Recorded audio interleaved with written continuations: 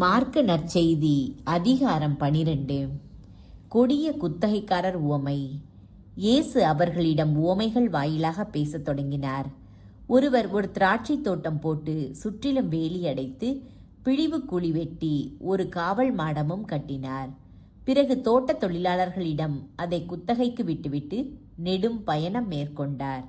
பருவ காலம் வந்ததும் அத்தோட்ட தொழிலாளர்களிடமிருந்து திராட்சை பழங்களை பெற்று வருமாறு ஒரு பணியாளரை அவர் அனுப்பினார். ஆனால் அவர்கள் அவரை பிடித்து நைய புடைத்து வெறும் கையராய் அனுப்பினார்கள். மீண்டும் அவர் வேறொரு பணியாளரை அவர்களிடம் அனுப்ப அவரையும் அவர்கள் தலையில் அடித்து அவமதித்தார்கள். அவர் மேலும் ஒருவரை அனுப்ப அவரையும் கொலை செய்தார்கள். அவர் வேறு பலரையும் அனுப்பினார். அவர்களுள் சிலரை நைய புடைத்தார்கள், சிலரை கொன்றார்கள். இன்னும் எஞ்சியிருந்தவர் ஒருவரே. அவர் அவருடைய அன்பு மகன். தம் மகனை அவர்கள் மதிப்பார்கள் என்று அவர் நினைத்து கொண்டு இறுதியாக அவரை அவர்களிடம் அனுப்பினார். அப்பொழுது அத்தோட்ட தொழிலாளர்கள், இவன்தான் சொத்துக்கு உரியவன், வாருங்கள், நாம் இவனை கொன்று போடுவோம், அப்போது சொத்து நமக்கு உரியதாகும் என்று தங்களிடையே பேசிக்கொண்டார்கள். அவ்வாறே அவரை பிடித்து கொன்று திராட்சை தோட்டத்திற்கு வெளியே எறிந்துவிட்டார்கள். திராட்சை தோட்ட உரிமையாளர் என்ன செய்வார்?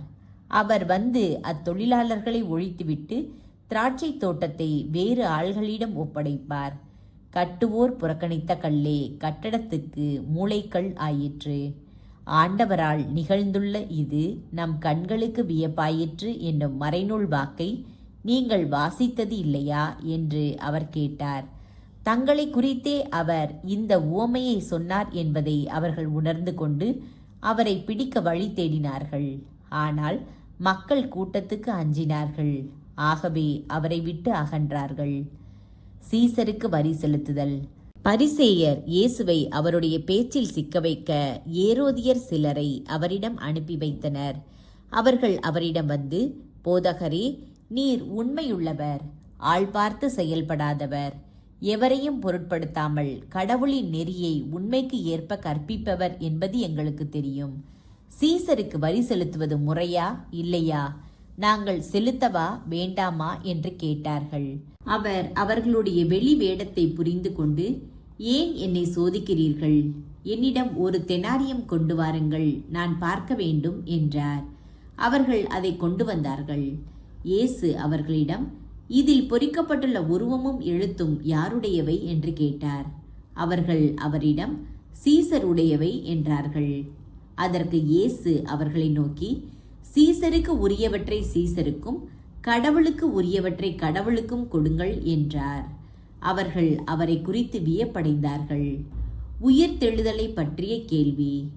உயிர்த்தெழுதல் இல்லை என்னும் கருத்துடைய சதுசேயர் இயேசுவை அணுகி, போதகரே, ஒருவர் மகப்பேரின்றி தம் மனைவியை விட்டுவிட்டு இறந்து போனால் அவரை கொழுந்தனை மனைவியாக ஏற்றுக்கொண்டு சகோதரருக்கு வழிமரபு உருவாக்க வேண்டும் என்று மோசே நமக்கு எழுதி வைத்துள்ளார். சகோதரர் 7 இருந்தனர். மூத்தவர் ஒரு பெண்ணை மணந்து மகப்பேரின்றி இறந்தார். இரண்டாம் அவர் அவரை மணந்து அவரும் மகப்பேரின்றி இறந்தார். மூன்றாம் அவருக்கும் அவ்வாறே நிகழ்ந்தது. 7 பேருக்கும் மகப்பேறு இல்லாமற் போயிற்று. அனைவருக்கும் கடைசியாக அப்பெண்ணும் இறந்தார். அவர்கள் உயிர்த்தெழும்போது அவர் அவர்களுள் யாருக்கு மனைவியாக இருப்பார்? ஏனெனில் 7 அவரை மனைவியாக கொண்டிருந்தனரே என்று கேட்டனர். அதற்கு இயேசு அவர்களிடம், உங்களுக்கு மறைநூலும் தெரியாது, கடவுளின் வல்லமையும் தெரியாது. இதனால்தான் தவறான கருத்தை கொண்டிருக்கிறீர்கள். இறந்து உயிர்த்தெழும்போது யாரும் திருமணம் செய்து கொள்வதில்லை. மாறாக அவர்கள் விண்ணக தூதரை போல் இருப்பார்கள். இறந்தோர் உயிருடன் எழுப்பப்படுவதை பற்றி மோசேயின் நூலில் முட்புதர் பற்றிய நிகழ்ச்சியில் இவ்வாறு வாசித்ததில்லையா? ஆபிரகாமின் கடவுள், ஈசாக்கின் கடவுள், யாக்கோபின் கடவுள் நானே என்று கடவுள் அவரிடம் சொன்னாரே. அவர் இறந்தோரின் கடவுள் அல்லர், மாறாக வாழ்வோரின் கடவுள். நீங்கள் தவறான கருத்தை கொண்டிருக்கிறீர்கள் என்று கூறினார். முதன்மையான கட்டளை. அவர்கள் வாதாடி கொண்டிருப்பதை கேட்டுக்கொண்டிருந்த மறைநூல் அறிஞருள் ஒருவர் இயேசு அவர்களுக்கு நன்கு பதில் கூறி கொண்டிருப்பதைக் கண்டு அவரை அணுகி வந்து, அனைத்திலும் முதன்மையான கட்டளை எது என்று கேட்டார். அதற்கு இயேசு, இஸ்ரவேலே கேள், நம் ஆண்டவராகிய கடவுள் ஒருவரே ஆண்டவர். உன் முழு இதயத்தோடும் முழு உள்ளத்தோடும் முழு மனதோடும் முழு ஆற்றலோடும் உன் ஆண்டவராகிய கடவுளிடம் அன்பு கூர்வாயாக என்பது முதன்மையான கட்டளை. உன் மீது நீ அன்பு கூர்வது போல் உனக்கு அடுத்திருப்பவர் மீதும் அன்பு கூர்வாயாக என்பது இரண்டாவது கட்டளை. இவற்றை விட மேலான கட்டளை வேறு எதுவும் இல்லை என்றார்.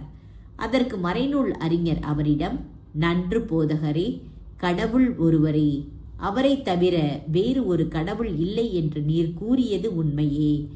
அவரிடம் முழு இதயத்தோடும் முழு அறிவோடும் முழு ஆற்றலோடும் அன்பு செலுத்துவதும், தன்னிடம் அன்பு கொள்வது போல் அடுத்திருப்பவரிடமும் அன்பு செலுத்துவதும் எரி பலிகளையும் வேறு பலிகளையும் விட மேலானது என்று கூறினார்.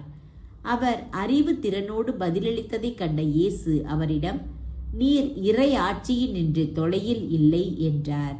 அதன்பின் எவரும் அவரிடம் எதையும் கேட்க துணியவில்லை. தாவீதின் மகன் பற்றிய விளக்கம். இயேசு கோவிலில் கற்பித்துக் கொண்டிருக்கும் போது மெசியா தாவீதின் மகன் என்று மறைநூல் அறிஞர் கூறுவது எப்படி? தூய ஆவியின் தூண்டுதலால் ஆண்டவர் என் தலைவரிடம், நான் உம் பகைவரை உமக்கு அடிபணிய வைக்கும் வரை நீர் என் வலப்பக்கம் வீட்டிரும் என்று உரைத்தார் என தாவீதே கூறியுள்ளார் அல்லவா?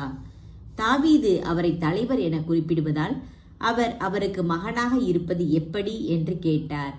அப்பொழுது பெரும் திரளான மக்கள் இயேசு கூறியவற்றை மனமுவந்து கேட்டுக்கொண்டிருந்தார்கள். மறைநூல் அறிஞரை குறித்து எச்சரிக்கை. இயேசு கற்பித்துக் கொண்டிருந்த போது மறைநூல் அறிஞர்களை குறித்து கவனமாயிருங்கள். அவர்கள் தொங்கல் ஆடை அணிந்து நடமாடுவதையும் சந்தை வெளிகளில் மக்கள் தங்களுக்கு வணக்கம் செலுத்துவதையும் விரும்புகிறார்கள். தொழுகை கூடங்களில் முதன்மையான இருக்கைகளையும் விருந்துகளில் முதன்மையான இடங்களையும் பெற விரும்புகிறார்கள்.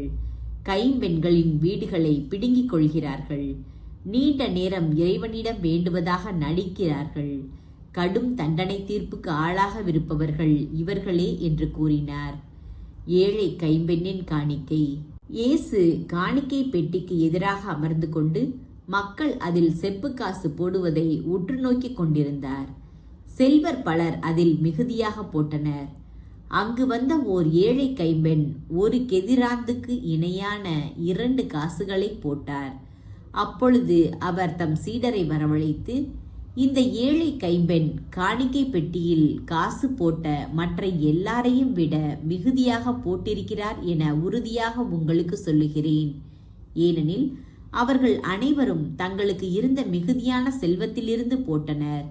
இவரோ தமக்கு பற்றாக்குறை இருந்தும் தம்மிடம் இருந்த அனைத்தையுமே, ஏன் தம் பிழைப்புக்காக வைத்திருந்த எல்லாவற்றையுமே போட்டுவிட்டார் என்று அவர்களிடம் கூறினார்.